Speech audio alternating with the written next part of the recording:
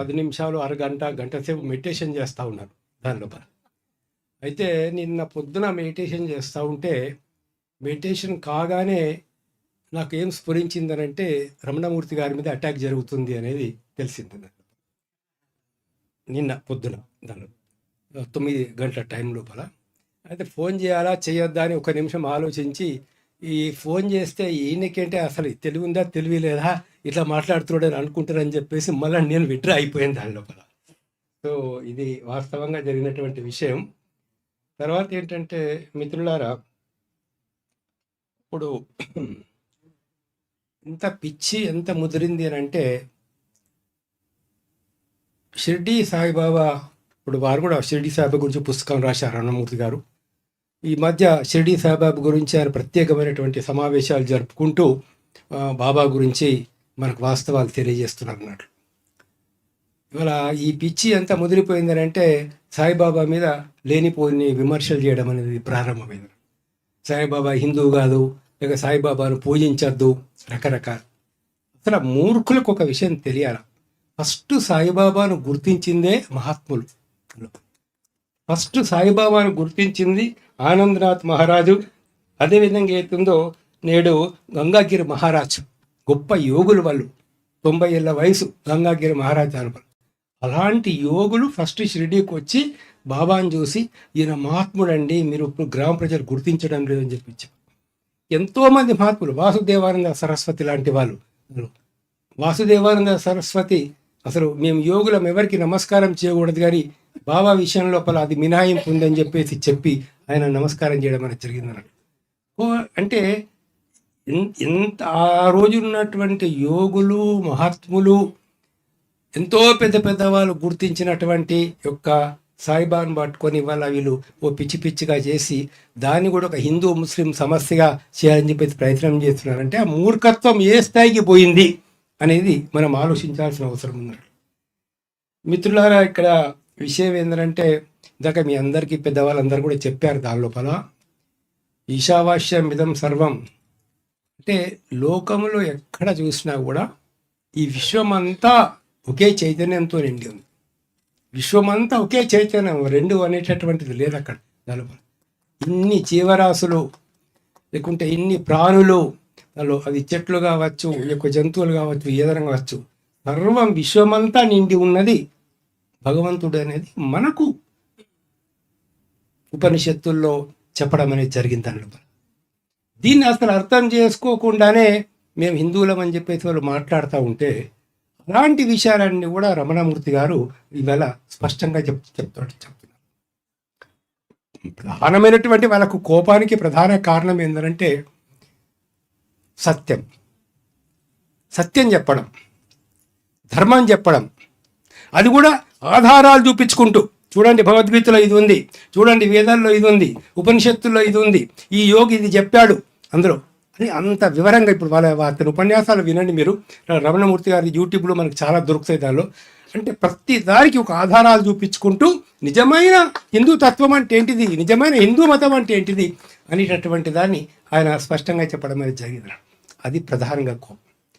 రెండో కోపం బహుశా నేను అనుకునేది ఏంటంటే, అందులో రామాయణంలో అయోధ్య రామాయణంలో అయితే ఇన్సిడెంట్ జరిగిన దాన్ని వాళ్ళు చాలా తక్కువగా చూపించి, కేవలం ఒక 72 లక్షలు రికవరీ అయిందని చెప్పేసి చూపించి, ఇక ఇంకేమి జరగలేదు అని చెప్పేసి లోకాన్ని మభ్యపెట్టాలని చెప్పి చూస్తున్నారు. ఈరోజు అక్కడ మనకు 2 సంస్థలు, ట్రస్ట్ బోర్డు ఒకటి ఉంది, అదేవిధంగా ప్రభుత్వం ఏర్పాటు చేసినటువంటి సంస్థ సిట్ చేస్తున్నది. అయోధ్య ట్రస్ట్ బోర్డు వాళ్ళు ఒక్క నిమిషం ఆలోచించండి, ఏం చెప్తుంది? బంగారం ఏం పోలేదండి, వెండేం పోలేదండి, మందిరం పెట్టడానికి ఇంత ఖర్చు అయింది, మిగిలింది ఇంత డబ్బు. సిట్ వాళ్ళు ఏమని చెప్తున్నారు? వీడి దగ్గర ఇంత డబ్బు దొరికింది, ఇన్ని బంగారు నగలు దొరికినాయి, ఇన్ని ఆభరణాలు దొరికినాయి, కొన్ని బంగారు నగలని వాళ్ళు బిస్కెట్లుగా, బంగారు బిస్కెట్లుగా మార్చుకున్నారు. ఇది సిటీ చెప్తున్నది. మరి సిటీ చెప్పేది నిజమా, మీరు ట్రస్ట్ బోర్డు వాళ్ళు చెప్పేది నిజమా? ఇవాళ రమణమూర్తి గారు లాంటి వాళ్ళు ఏం ప్రశ్నిస్తున్నారంటే, నీ మొత్తం డబ్బులు ఎన్ని వచ్చినాయి, ఇప్పటి నుంచి కాదు. ఇప్పుడు ఆయన చెప్తా ఉంటే ఎప్పుడు అక్కడ ఉండేటటువంటి ఒక మహాత్ములు ఏవైతే ఉన్నారో ఇవాళ వాళ్ళు చెప్పినటువంటి ఒక విషయాలన్నీ కూడా మనకు ఎవరెవరైతే ఫస్ట్ ట్రస్ట్ ఏర్పాటు చేసినారో గొప్ప మహాత్ములు 1400 కోట్లు జరిగింది అని చెప్పి చెప్తా ఉన్నారంటే మరి ఇది చెప్తా ఉంటే వారికి కోపం రాదా అండి? హలో, ఎక్కడి నుంచో జరుగుతున్నటువంటి దాన్ని చాలా చిన్న ఇన్సిడెంట్గా చూపించాలని చెప్పి వాళ్ళు అనుకుంటా ఉంటే మీరు తోమని చెప్తున్నారు. మొత్తం తోమని, ఇప్పుడు కాదు 20 ఏళ్ళ నుంచి 30 ఏళ్ళ నుంచి తోవండి అని చెప్పి చెప్తా ఉన్నారు దీనిలో. మరి అది కోపం రాకుండా ఏముంటుంది? ₹1 కాదు, ₹2 కాదు, ₹3 కాదు, ₹4 కాదు, వేల కోట్లు, లక్షల కోట్ల రూపాయల ఫ్రాడ్. అదే అందుకే మేము ఒక డిమాండ్ చేస్తూ ఉన్నాం గవర్నమెంట్కి. ఏం డిమాండ్ చేస్తున్నామంటే టోటల్ డబ్బు ఎంత వచ్చిందో ఆ లిస్టు, ఒక 10,000 కంటే ఎక్కువ ఎవరెవరు ఇచ్చినారో ఆ మొత్తం లిస్టు బయట పెట్టండి. అప్పుడు ఇచ్చిన వాళ్ళు బయటకు వచ్చే అవకాశం. ఎంత గోల్డ్ వచ్చింది, ఎంత సిల్వర్ వచ్చింది, ఆభరణాలు ఎన్ని వచ్చినాయి, ఎవరు ఎంత ఇచ్చారు, ఆ లిస్టు బయట పెట్టండి దాని లోపల. అప్పుడు కొంతవరకైనా మనకు తెలిసే అవకాశం ఉంటుంది అన్నట్టు. ఈ విషయాలన్నీ కూడా రమణమూర్తి గారు ప్రశ్నిస్తున్నారు కాబట్టి ఈ ప్రధానమైనటువంటి ఒక సమస్య ఉందని చెప్పేసి నేను భావిస్తున్నాను. సరే, ఏది ఏమైనా ఇప్పుడు జరిగినటువంటి ఇన్సిడెంట్ మట్టుకు చాలా ఘోరమైన ఇన్సిడెంట్. ఈ ఇన్సిడెంట్లో నా ఉద్దేశం ఏంటంటే వాళ్ళు ఒక రకంగా చేతగాని వాళ్ళు అంటే రమణమూర్తి రాసినటువంటి పుస్తకాలకు జవాబు చెప్పే చేత కాదు మనం. రమణమూర్తి గారు లేవనెత్తిన అంశాలు, లేవనెత్తుతున్న అంశాలు ఉన్నారో వీటికి వేదాల పరంగా కానీ, భగవద్గీత పరంగా కానీ, ఉపనిషత్తుల పరంగా కానీ, హిందూ ధార్మిక పుస్తకాల పరంగా కానీ ఆన్సర్ చెప్పేటటువంటి కెపాసిటీ నీకు లేదు. సత్యం పట్ల మీకు ఒక విశ్వాసం లేదు అందరూ, కాబట్టి మీరు వాదించలేరు. వాదించినప్పుడు, వాదించే శక్తిని లేనప్పుడు కోపం వస్తుంది. ఎందుకయ్యా? ఇప్పుడు విశ్వరూపంలో శ్రీకృష్ణుడి, పరమాత్ముడి యొక్క శ్రీకృష్ణుడి ఒక ముఖం లోపల మనం తీసుకొచ్చి ఇంకొక నాయకుడు ఒక ముఖం పెడుతున్నామనంటే అది ఏమన్నా దాని మరి ప్రశ్నించే ప్రతి హిందూ యొక్క ఫీలింగ్ దెబ్బతినదా? కాబట్టి ఏతుందో ఈ అన్ని విషయాలు మీ అందరికి కూడా మీ దృష్టి లోపల ఉన్నప్పుడు ఒకటి ప్రధానంగా రమణమూర్తి గారు మాట్లాడుతూ ఒక విషయం అన్నారు, కానీ నాకైతే అతని మీద కోపం లేదు, ఏం లేదు అనేటటువంటి చెప్పినాడు. కానీ ఎట్టి పరిస్థితుల్లోనూ కాంప్రమైజ్ చేసుకోవద్దు, ఖచ్చితంగా చెప్తున్నాను. ఎట్టి పరిస్థితుల్లోనూ మీరు కోర్టులో వాడు కాదు వాడి కుటుంబం మొత్తం ఎవరు వచ్చి మీకు కాళ్ళు పట్టుకున్నా కూడా నేను అతన్ని క్షమిస్తున్నా అని చెప్పేసి మీరు కోర్టులో మట్టుకు ఒప్పుకునే సమస్య లేదు. ఖచ్చితంగా శిక్ష పడాల్సిందే, దాని 2 ఏళ్ళు పడుతుందా, 3 ఏళ్ళు పడుతుందా, ఎన్ని సంవత్సరాలు శిక్ష పడుతుంది అది వేరే విషయం దాని లోపల. కానీ ఖచ్చితంగా ట్రయల్ నడవాల్సిందే, ఖచ్చితంగా శిక్ష పడాల్సిందే. అట్లా శిక్ష పడితేనే ఇవాళ రకరకాల ఉద్యమాలు చేస్తున్నటువంటి వీళ్ళందరికీ కూడా ఒక రక్షణ అనేటువంటిది ఉంటుందని, ఒక విశ్వాసం అనేటువంటిది వస్తుంది, లేకపోతే రాదు. కాబట్టి ఇది చాలా నేను స్పష్టంగా చెప్పదలుచుకున్నా. రెండో విషయం అయితే ఉందో, మీరు ఇప్పుడు ఏ పనికిరాని వాళ్ళందరికన్నా కూడా గవర్నమెంట్ సెక్యూరిటీ ఇస్తున్నారు. వాడు ఒక ఎమ్మెల్యే అవుతాడు, 4 పోలీసు వాళ్ళు వెంబడి, ఒక ఎంపీ అవుతాడు, 10 మంది పోలీసు వాళ్ళు వాడు వెంబడి, 4 వెహికల్స్. ఏ ప్రమాదం లేని వాడికి సెక్యూరిటీ ఇస్తున్నాం. ఇవాళ రమణమూర్తి గారు ఏదైతే ఒక విశిష్టమైన పని చేస్తున్నారో, ఒక విప్లవాత్మకమైన పని చేస్తున్నారో, ఒక సత్యాన్ని చెప్పే పని చేస్తున్నారో, ఒక నిజమైన ధర్మాన్ని బోధించే పని చేస్తున్నారో, అది అధర్మ చేసేటటువంటి వాళ్ళకు, దొంగతనాలు చేసేటటువంటి వాళ్ళకు నిజంగానే బాధ కలుగుతుంది. వాళ్ళు అతని మీద పగబోని ఉంటారు. కాబట్టి రాష్ట్ర ప్రభుత్వం, స్టేట్ గవర్నమెంట్ అతనికి సెక్యూరిటీ ఇవ్వాలని చెప్పేసి నేను డిమాండ్ చేస్తాను. ఇది మీ బాధ్యత.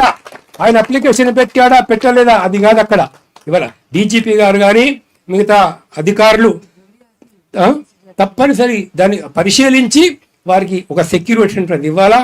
మన ఆర్గనైజేషన్స్ కూడా, మీరు కూడా ఎవరైతే ఇప్పుడు సార్తో పాటు ఉంటున్నారో, రమణమూర్తి గారితో ఉంటున్నారో, ఒక 4-5 కుర్రవాళ్ళు, యువకులు ఖచ్చితంగా అయితే ఉందో ఎల్లప్పుడూ ఆయనతో పాటు ఉండాలని చెప్పేసి కూడా నేను కోరుతున్నాను. ఎందుకనంటే మామూలు వ్యక్తి ప్రాణం వేరే, దానిలో ఇంత విజ్ఞానం ఉన్నటువంటి ఒక వ్యక్తి, ఇన్ని విషయాలు తెలిసిన వ్యక్తి, ఇంత చరిత్రను పరిశోధన చేసినటువంటి వ్యక్తి, ఆధ్యాత్మికంగా ఇంత లోతుగా చెప్పగలిగినటువంటి వ్యక్తి మరొకరు మనకు దొరకరు. ఇక్కడ మరొకరు దొరకరు. కాబట్టి అది మనం రక్షించుకోవాల్సినటువంటి అవసరం ఉన్నది. దానికోసం అంటే మన మీద ఆయుధాలు పూనుకొని ఏదో చేయాల్సినటువంటి అవసరం లేదు. కానీ ఖచ్చితమైనటువంటి రక్షణ మటుకు ఇవ్వాల్సిన అవసరం ఉందని చెప్పి నేను చెప్తూ, ముఖ్యంగా ఇప్పుడు ఈ కార్యక్రమాలని రేపు ఈ కార్యక్రమం పెడతా ఉన్నారు. ఇది చాలా మంచిదే. ఇటువంటి అంటే రంగరాజన్ గారి గురించి ఒక 1 సెకండ్ ఎందుకు ఆయన వ్యతిరేకించారంటే ఆయన హుండీలు పెట్టలేదు అంతే.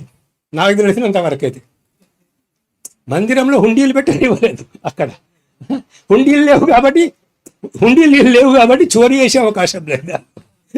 చోరీ చేసే అవకాశం ఉంటే గమ్మన ఉంటాం. వాళ్ళకి చోరీ చేసే అవకాశం లేకపోతే రంగరాజన్ గారి మీద కోపం వస్తుంది. మరి ఈయన అక్కడ బంగారు బిస్కెట్లు ఏమైపోయినాయి అంటే రమణమూర్తి గారి మీద కోపం వస్తుంది. ఇవన్నీ జరిగే విషయాలే దాని లోపల.